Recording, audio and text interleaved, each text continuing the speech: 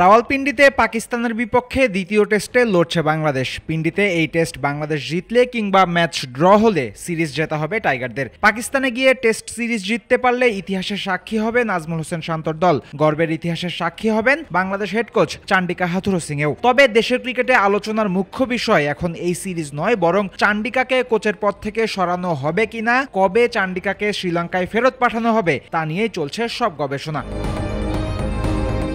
বিসিবির সভাপতি হিসেবে দায়িত্ব নেয়ার পর এরই মধ্যে বার চারেক সংবাদ মাধ্যমের মুখোমুখি হয়েছেন ফারুক আহমেদ। প্রায় প্রতিবারই হাথুরুর ভবিষ্যৎ নিয়ে ফারুককে প্রশ্ন করা হয়েছে। প্রতিবারই একই রকম উত্তর দিয়েছেন বিসিবির সভাপতি এবং তার উত্তর হাথুরুর পক্ষে যায়নি। বিশেষ করে বৃহস্পতিবারের বোর্ড মিটিং এর পর হাথুরুর ভবিষ্যৎ নিয়ে সবচেয়ে বিস্ফোরক মন্তব্য করেছেন বিসিবি বস। বৃহস্পতিবারের পরই অনেকটা নিশ্চিত যে হাথুরু থাকছেন না বেশি দিন। এমনকি পাকিস্তান থেকে দেশে ফেরার পরই হাথুরুকে কঠিন সিদ্ধান্ত জানিয়ে দিতে পারে বিসিবি।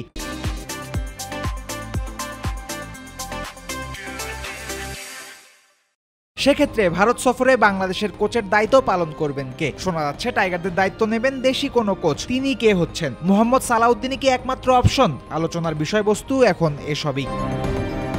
শুরুতে ভাবা হচ্ছিল হাথুরুকে কাছ থেকে অব্যাহতি দেওয়ার আগে হয়তো খানিকটা সময় নেবে বিসিবি, কিন্তু ফারুক আহমেদ যখন কথায় কথায় বলে ফেলেছেন 7 দিনের মধ্যেই নতুন কিছু দেখার সম্ভাবনা আছে, তখন দ্রুতই হাথুরুর বিদায়ের সম্ভাবনা প্রবল। সেক্ষেত্রে ভারত সফরে যাওয়ার আগে অল্প সময়ের মধ্যে একজন প্রধান কোচ খুঁজে পাওয়া মুশকিল হবে ক্রিকেট বোর্ডের জন্য। এমন পরিস্থিতির উদয় হলে ভারত সফরে হয়তো ভারপ্রাপ্ত প্রধান কোচের অধীনে খেলবে বাংলাদেশ দল এবং একই সাথে একজন দেশি কোচকে সহকারী কোচ হিসেবেও পাঠানো হতে পারে ভারতে।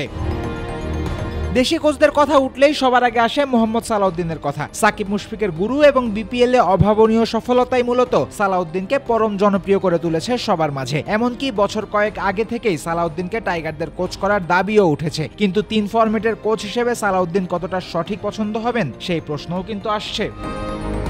প্রতিবারই দারুণ শক্তিশালী দল বানায় কুমিল্লা ভিক্টোরিয়ান্স। দলের শক্তিমত্তার সাথে যুক্ত হয় সালাউদ্দিনের কোচিং, তাই কুমিল্লা এই টুর্নামেন্টের সবচেয়ে সফল দলও বটে। কিন্তু বিপিএল এর বাইরে সালাউদ্দিনের সফলতা কিন্তু খুব একটা চোখে পড়ার মতো নয়। ঢাকা প্রিমিয়ার লিগে প্রাইম ব্যাংকের কোচ হিসেবে কাজ করেন সালাউদ্দিন। বছর বছর শক্তিশালী দল বানিয়েও খুব একটা সফল নয় প্রাইম ব্যাংক। শেষবার 2015-তে প্রিমিয়ার লিগের শিরোপা জিতেছিল ব্যাংক।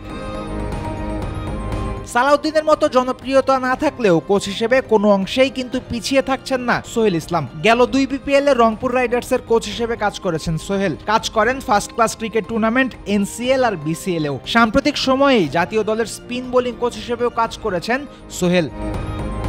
সোহেল আর সালাউদ্দিনের মতো মিজানুর রহমান বাবুলের প্রোফাইলও বেশ সমৃদ্ধ। গেল বিপিএল এ ফরচুন বরিশালকে চ্যাম্পিয়ন বানিয়েছেন বাবুল। সোহেলের মতো বাবুলও ফার্স্ট ক্লাস টুর্নামেন্টে কোচিং করান এবং ইতোমধ্যেই বিসিবির একজন বেতনভুক্ত কোচ বাবুল ইসলাম।